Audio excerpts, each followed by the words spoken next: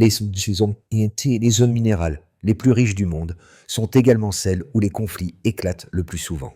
Pourquoi cette contradiction ? Le lithium, qui se cache sous ces terres précieuses, est désormais un enjeu géopolitique majeur.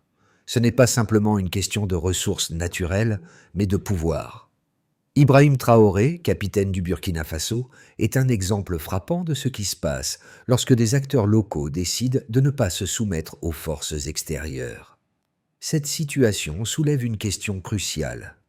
Jusqu'où les intérêts étrangers iront-ils pour sécuriser ces ressources stratégiques ? Le lithium, essentiel à la production de batteries pour les technologies de demain, devient un catalyseur pour des conflits géopolitiques en Afrique. Le Mali, le Burkina Faso et d'autres pays de la région du Sahel, qui regorgent de minéraux, sont au cœur d'une bataille silencieuse pour le contrôle de ces ressources précieuses. Pourtant, la vérité qui se cache derrière ces luttes ne se limite pas aux conflits religieux ou ethniques, comme on le prétend souvent. Ibrahim Traoré, à la tête d'une révolution militaire au Burkina Faso, incarne cette résistance à une domination étrangère qui cherche à exploiter les richesses sans tenir compte des droits des populations locales. En tant que leader militaire, il est perçu comme une menace par ceux qui cherchent à maintenir leur influence sur le continent. Mais pour les habitants de la région, il est un symbole de dignité et de souveraineté. À travers cette lutte, Traoré réécrit la définition de ce que signifie être un dirigeant en Afrique, défiant un système qui exploite depuis trop longtemps le continent. Le Mali, pays enclavé d'Afrique de l'Ouest, a longtemps été perçu comme un foyer de conflit lié à l'extrémisme islamiste. Cependant, derrière cette image, un autre type de guerre se déroule silencieusement, une bataille pour les ressources naturelles. Le lithium découvert à Bougouni, une petite ville malienne, n'est qu'un exemple parmi d'autres. Cette ressource, cruciale pour les technologies modernes, est devenue un enjeu stratégique mondial. Mais ce n'est pas seulement la recherche de ces minéraux qui alimente la violence, c'est aussi la manière dont les puissances étrangères et leurs alliés exploitent les tensions pour justifier leur présence. Fin octobre 2023, le président du Tchad a ordonné un blocus militaire le long de la frontière avec le Nigeria, prétendant qu'il s'agissait de protéger son pays contre l'influence croissante de groupes extrémistes.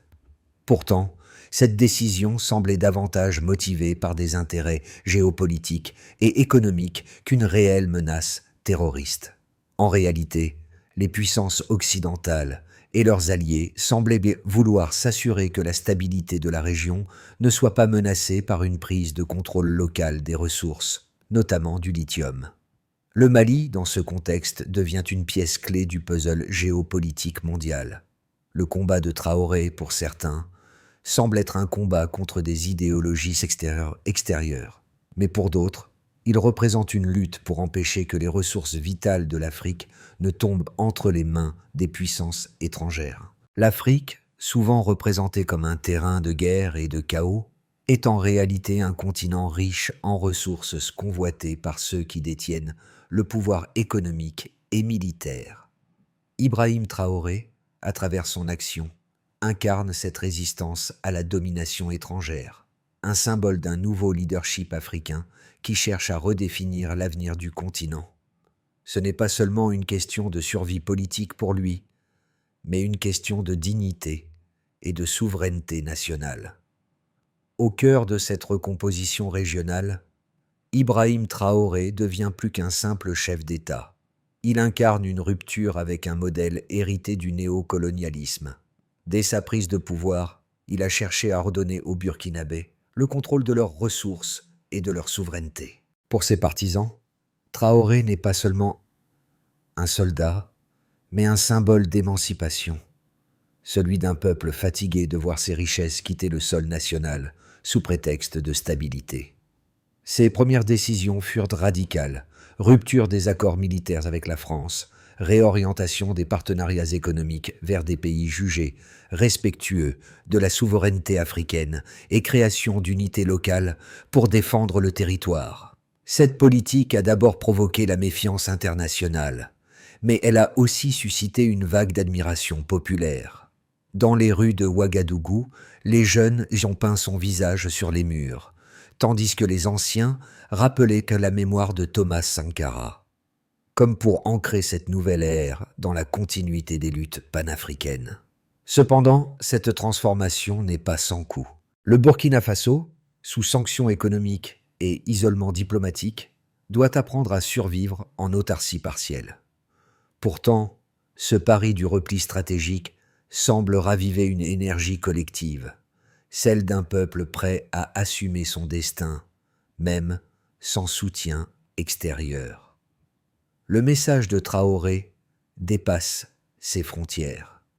Il devient un écho pour le Mali et le Niger, où d'autres leaders militaires suivent une trajectoire similaire. Ensemble, ils posent les bases d'une alliance sahélienne nouvelle, fondée non sur la dépendance, mais sur la solidarité. Le tournant s'est produit lorsque les armées du Sahel ont décidé de ne plus se plier aux conditions imposées par leurs anciens partenaires occidentaux. Ce basculement, amorcé au Mali, s'est accéléré avec Ibrahim Traoré au Burkina Faso. En l'espace de quelques mois, le jeune capitaine a modifié l'équilibre régional. Expulsion des troupes françaises, dénonciation des accords militaires, fermeture des bases étrangères. Ce fut un choc diplomatique, mais aussi un électrochoc politique. Les capitales européennes ont réagi par la sidération, puis par la condamnation. Les médias occidentaux ont présenté ces décisions comme des dérives autoritaires. Pourtant, sur le terrain, le récit était tout autre.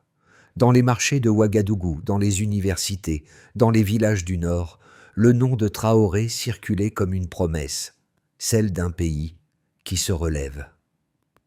Les images de soldats burkinabés hissés sur des blindés peints aux couleurs nationales se mêlaient aux chants populaires. Pour beaucoup, c'était la première fois depuis des décennies que le mot souveraineté reprenait un sens concret. Les semaines suivantes, les tensions ont monté. Le Burkina Faso a rejoint le Mali et le Niger pour créer l'Alliance des États du Sahel, AES, un pacte de défense mutuelle et de coopération. Cette union a été perçue comme une provocation par Paris et Washington, mais elle symbolisait un changement profond, celui de trois nations décidant de redéfinir leurs alliances en fonction de leurs propres intérêts. L'AES est rapidement devenu un laboratoire politique, cherchant à rompre la dépendance économique et militaire héritée de l'époque coloniale. Ce réalignement ne s'est pas fait sans conséquences. L'aide financière occidentale a chuté, les sanctions se sont multipliées et les campagnes de désinformation ont explosé. Pourtant, malgré l'isolement international, les populations du Sahel ont continué à soutenir leurs dirigeants. Les cérémonies officielles, autrefois discrètes, sont devenues de véritables démonstrations de fierté nationale. Les drapeaux russes brandis dans les rues n'étaient pas toujours un signe d'allégeance, mais souvent un message « Nous ne sommes plus seuls ». Sous la pression extérieure, Ibrahim Traoré a accéléré la restructuration de l'armée. Il a réorganisé la chaîne de commandement, armé les volontaires pour la défense de la patrie et déplacé les zones prioritaires de sécurité. Ces décisions, audacieuses mais risquées, ont permis au pays de reprendre le contrôle de plusieurs localités tenues par des groupes armés. Chaque victoire, même modeste, était célébrée comme une revanche contre le fatalisme imposé depuis des décennies. Dans le même temps, le discours de Traoré a évolué, moins militaire, plus idéologique. Il a commencé à parler de dignité africaine, de reconstruction intellectuelle, de révolution culturelle. Son ton a changé. Moins de colère, plus de certitude. Car ce qu'il voyait se dessiner n'était plus seulement une lutte contre le terrorisme, mais un affrontement pour le contrôle du récit africain. Ce moment d'inflexion a marqué un avant et un après. Le Sahel, autrefois considéré comme une périphérie sous tutelle, devenait un espace politique autonome. Et dans ce mouvement, Ibrahim Traoré n'était plus seulement un capitaine en uniforme. Il devenait le visage d'une génération qui refuse de laisser l'histoire se répéter. Au-delà des discours politiques, la transformation du Sahel peut se mesurer en chiffres. Avant l'arrivée d'Ibrahim Traoré, près de 40% du territoire burkinabé échappait au contrôle de l'État. En moins d'un an, cette proportion est tombée à 28%, selon plusieurs rapports militaires locaux. Ce recul de l'insécurité n'a pas été total, mais il a marqué une inversion de tendance dans un contexte où la plupart des observateurs prévoyaient l'effondrement du pays. Ce delta de 12 points représente plus qu'un simple indicateur. Il illustre la capacité d'un État, isolé sur le plan diplomatique, à reprendre l'initiative stratégique. Parallèlement, la mobilisation civile a atteint des niveaux inédits. Les volontaires pour la défense de la patrie, VDP, milices locales encadrées par l'armée, comptaient environ 50 000 membres en 2022. En 2024, ce chiffre dépasse 90 000, soit une hausse de 4 en 2 ans. Derrière ces données se cache une transformation sociologique, celle d'une population rurale qui, autrefois marginalisée, devient actrice de la sécurité nationale. Cette implication massive n'est pas sans coût humain, mais elle a modifié le rapport de force psychologique avec les groupes armés. L'impact économique suit une trajectoire plus contrastée. L'isolement imposé par les sanctions internationales a fait chuter les échanges extérieurs de près de 30% en 2023. Cependant, les importations de produits essentiels, notamment alimentaires, ont été progressivement remplacées par des partenariats alternatifs avec la Russie, la Turquie et l'Iran. Dans le même temps, les projets d'exploitation minière gérés localement ont commencé à générer des revenus estimés à plus de 150 millions de dollars pour le trésor public en 2024, selon les estimations gouvernementales. Ces chiffres restent modestes face au potentiel national, mais ils indiquent une réorientation du modèle de dépendance vers une autonomie progressive. Sur le plan militaire, les opérations conjointes entre le Mali, le Niger et le Burkina Faso, sous la bannière de l'Alliance des États du Sahel, AES, ont permis d'éliminer environ 200 combattants identifiés entre janvier et août 2024. Ce chiffre, difficile à vérifier, est néanmoins cohérent avec la baisse de la fréquence des attaques recensées dans la région du Nord. Les zones autrefois classées rouges par les forces de sécurité voient aujourd'hui un retour progressif des marchés, des écoles et des services administratifs. Cependant, ces résultats chiffrés ne suffisent pas à eux seuls à juger du succès de la stratégie. Le véritable indicateur de changement réside dans la perception populaire. Selon un sondage réalisé par l'Institut Free Afrique à Ouagadougou, près de 72% des citoyens considèrent désormais Ibrahim Traoré comme un dirigeant légitime et nécessaire au redressement national. Une hausse spectaculaire comparée aux 43% enregistrés au moment de son arrivée au pouvoir. Ces statistiques ne disent pas seulement que la situation s'améliore. Elles révèlent une dynamique, celle d'un pays qui apprend à exister sans tuteur. Elles tracent aussi les contours d'un modèle alternatif, où la souveraineté ne se décrète pas, mais se mesure, dans la reconquête du territoire, la mobilisation du peuple et la répartition équitable des ressources. Et c'est précisément ce modèle que redoutent les puissances extérieures. Un modèle chiffré, concret et donc contagieux. Les critiques de la trajectoire choisie par Ibrahim Traoré ne manquent pas. Pour ses opposants, le jeune capitaine aurait sacrifié la stabilité économique du Burkina Faso sur l'autel d'une indépendance symbolique. Ils évoquent la montée de la pauvreté, l'inflation accélérée depuis la suspension de certaines aides étrangères, et la fermeture de projets de coopération jugés essentiels. Selon eux, la souveraineté ne se décrète pas. Elle se construit dans la durée, avec des institutions solides et un dialogue inclusif. Ils craignent qu'en cherchant à rompre trop brutalement avec l'Occident, Traoré ne plonge son pays dans un isolement préjudiciable et ouvre la voie à d'autres influences tout aussi dominantes. Les observateurs plus prudents soulignent également un paradoxe. En s'alliant avec de nouveaux partenaires, comme la Russie, le Burkina Faso risquerait de remplacer une dépendance par une autre. Certains analystes pointent le danger d'une militarisation excessive de la société, où les civils sont de plus en plus intégrés à l'effort de guerre au détriment de la cohésion nationale. L'argument le plus fréquent: un pays ne peut pas se reconstruire uniquement sur la résistance. Il a besoin d'un projet économique et social clair. Mais les défenseurs de Traoré répliquent avec des faits. Ils rappellent qu'avant sa prise de pouvoir, le pays était déjà en crise, malgré les décennies de coopération internationale. Les promesses d'aide au développement n'ont pas empêché la pauvreté de toucher plus de 40% de la population. Et si l'on observe les 12 derniers mois, certaines tendances s'inversent. La production agricole a augmenté de 9% et le taux de participation communautaire dans les programmes de sécurité a doublé. Pour eux, il ne s'agit pas de rejeter le monde, mais de rééquilibrer les rapports de force. Dans cette confrontation d'arguments, le débat sur la souveraineté africaine retrouve son essence. Faut-il dépendre pour survivre ou résister pour exister? Ibrahim Traoré a choisi la seconde voie, consciente du prix à payer. Pour ses partisans, cette décision n'est pas un caprice idéologique, mais une nécessité historique, celle d'un peuple qui refuse de rester éternellement spectateur de son propre destin. Le silence est aussi une arme.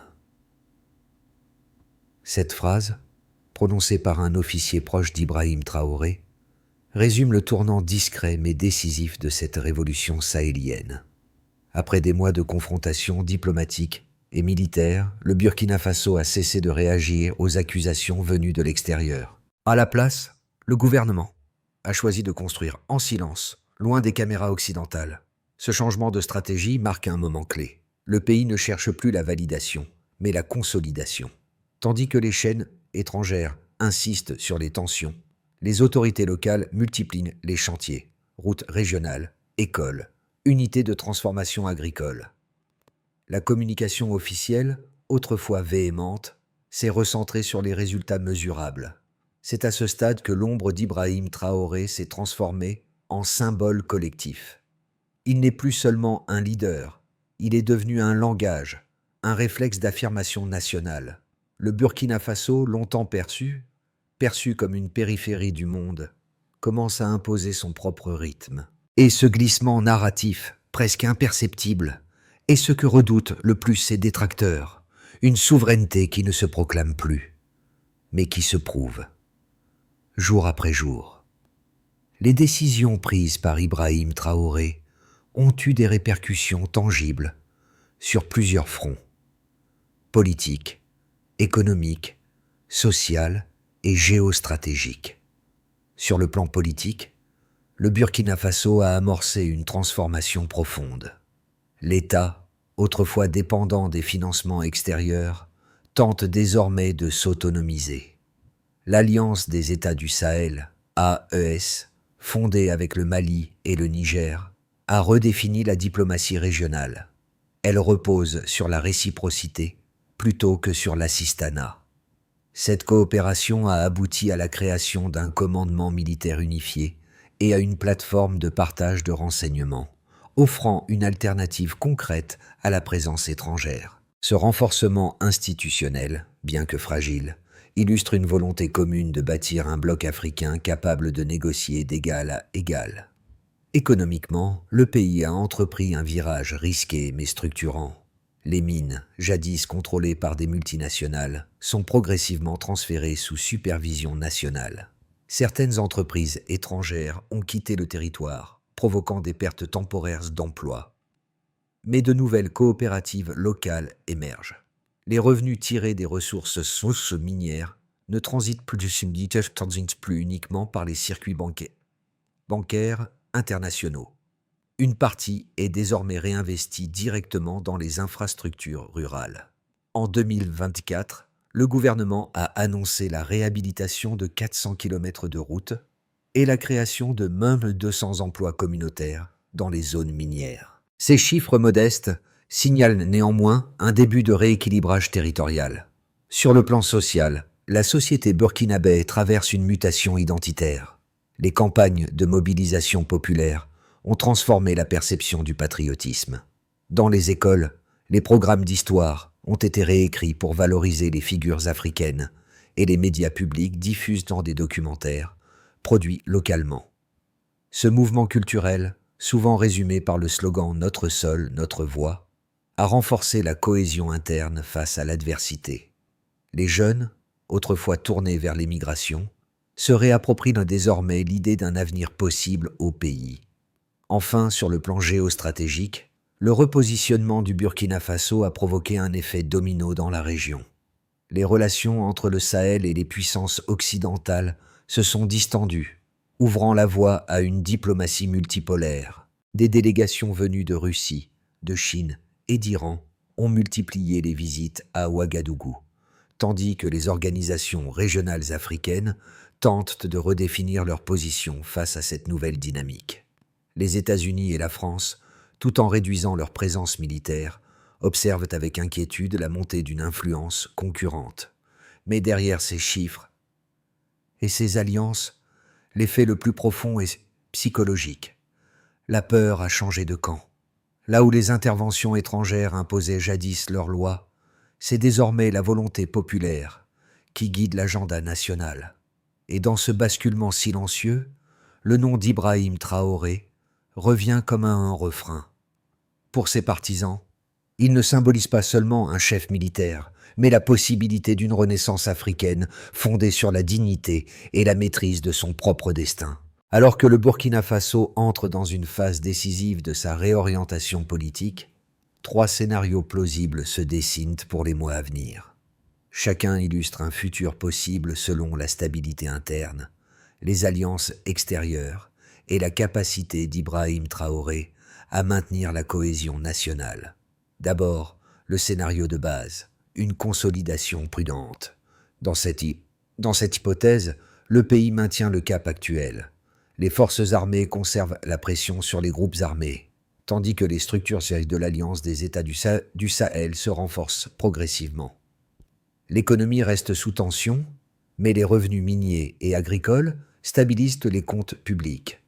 Les relations avec la Russie et la Chine se normalisent, permettant un afflux modéré d'investissements en infrastructures. Ce scénario suppose que Traoré réussisse à équilibrer l'idéalisme révolutionnaire avec un pragmatisme de gouvernance, en évitant les ruptures trop brutales. Ensuite, le scénario optimiste, une renaissance régionale. Le succès militaire, combiné à une intégration régionale accrue, conduit à une phase d'expansion économique. Les corridors logistiques entre le Niger, le Mali et le Burkina s'ouvrent, créant un marché sahélien de près de 4 millions d'habitants. Les programmes agricoles soutenus par les revenus miniers favorisent la sécurité alimentaire et l'emploi local. Ibrahim Traoré devient alors une figure centrale du panafricanisme moderne, inspirant une génération de jeunes leaders décidés à réinventer la gouvernance africaine. Ce scénario suppose que les alliances Sud-Sud parviennent à compenser l'absence d'aide occidentale et à préserver l'unité politique. Enfin, le scénario pessimiste, avec une fragmentation possible et des pressions extérieures. Sous l'effet d'un épuisement social, d'une reprise des attaques et d'un isolement prolongé, le régime pourrait connaître une phase de fragilisation. Les tensions économiques et la propagande internationale risqueraient d'alimenter les divisions internes. Des mouvements civils ou militaires soutenus de l'extérieur pourraient chercher à inverser la trajectoire actuelle. Ce scénario demeure plausible si la stratégie de souveraineté ne s'accompagne pas d'une amélioration rapide des conditions de vie. Entre ces 3 chemins, la variable déterminante reste la même, la confiance du peuple.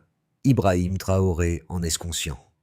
Son défi n'est pas seulement de tenir le front militaire, mais de transformer la résistance en projet durable. Car dans le Sahel, la victoire ne s'écrit pas sur le champ de bataille. Elle se construit dans la patience, la cohérence et la foi collective. Dans les rues poussiéreuses de Ouagadougou, les visages racontent mieux que les chiffres ce que signifie cette transformation. Les jeunes artisans qui sculptent le bois, les femmes des marchés qui vendent le mil, les enseignants qui reprennent leurs cours sous des toits de tôle, tous partagent un sentiment nouveau, celui d'avoir repris le fil de leur propre histoire. Pour beaucoup, Ibrahim Traoré n'est pas une figure lointaine du pouvoir. Il est perçu comme l'un des leurs, un homme qui parle la langue du courage, pas celle des promesses. Ce sentiment d'appartenance redéfinit la relation entre les citoyens et l'État. Là où régnait autrefois la résignation, s'installe un réflexe collectif. Défendre, reconstruire, participer. Des campagnes communautaires s'organisent pour restaurer les écoles, sécuriser les villages, cultiver des terres abandonnées. Ces gestes, parfois modestes, incarnent un changement de paradigme. La souveraineté n'est plus un concept abstrait.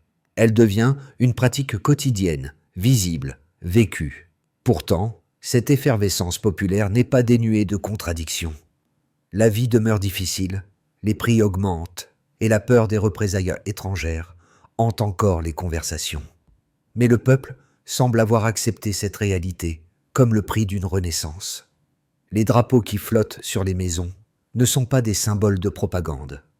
Ils rappellent simplement que, pour la première fois depuis longtemps, le Burkina Faso a le sentiment d'avancer sur un chemin choisi par lui-même. Et c'est peut-être là le véritable héritage d'Ibrahim Traoré. Avoir réveillé le sentiment que chaque citoyen, quelle que soit sa condition, détient une part de la souveraineté qu'il défend. Face aux incertitudes et aux pressions extérieures, le Burkina Faso, sous la direction d'Ibrahim Traoré, trace une feuille de route articulée autour de 3 axes majeurs: sécurité, autosuffisance et éducation. Premièrement, la sécurité territoriale. La première étape consiste à consolider les gains militaires obtenus depuis 2023. Le plan prévoit la création de 5 zones de défense régionales autonomes, chacune dotée d'un commandement mixte entre forces régulières et volontaires locaux. Ce modèle vise à rapprocher la décision stratégique du terrain et à réduire les délais de réaction. L'objectif est clair: sécuriser 90% du territoire d'ici fin 2025, contre environ 72% aujourd'hui. Deuxièmement, l'autosuffisance économique. Le deuxième pilier du plan repose sur la production et la transformation locale. Le gouvernement veut atteindre une couverture agricole de 85% des besoins alimentaires nationaux dans les 2 ans, grâce à un programme de coopératives rurales et de subventions ciblées. Parallèlement, un fonds souverain minier, alimenté par 10% des revenus d'exploitation du lithium et de l'or, doit financer les infrastructures stratégiques, routes, énergie, stockage. Cette stratégie marque le passage d'une économie de rente à une économie d'investissement. Troisièmement, l'éducation et la conscience nationale. Le dernier volet, moins visible mais essentiel, vise la refondation du système éducatif. Les nouveaux manuels scolaires incluent désormais des chapitres sur l'histoire panafricaine, la gestion des ressources et la citoyenneté. Pour Traoré, cette réforme symbolise le combat le plus durable, celui des idées. En combinant ces 3 leviers, sécurité, économie et éducation, le Burkina Faso cherche à bâtir une souveraineté réelle, mesurable et transmissible. Ce n'est plus une déclaration politique, mais une méthode de reconstruction nationale. Dans les villages du Sahel, la nuit tombe vite, mais les feux restent allumés, plus longtemps qu'avant. Autour des flammes, les anciens racontent à nouveau l'histoire de ceux qui ont osé se lever. Ibrahim Traoré est souvent cité, non comme un héros parfait, mais comme un rappel, celui qu'un homme ordinaire peut devenir le symbole d'un peuple quand il refuse de plier. Les enfants apprennent son nom comme autrefois on apprenait celui de Sankara. Les mères, fatiguées mais dignes, répètent les mots qu'il a rendus possibles. Ce pays nous appartient encore.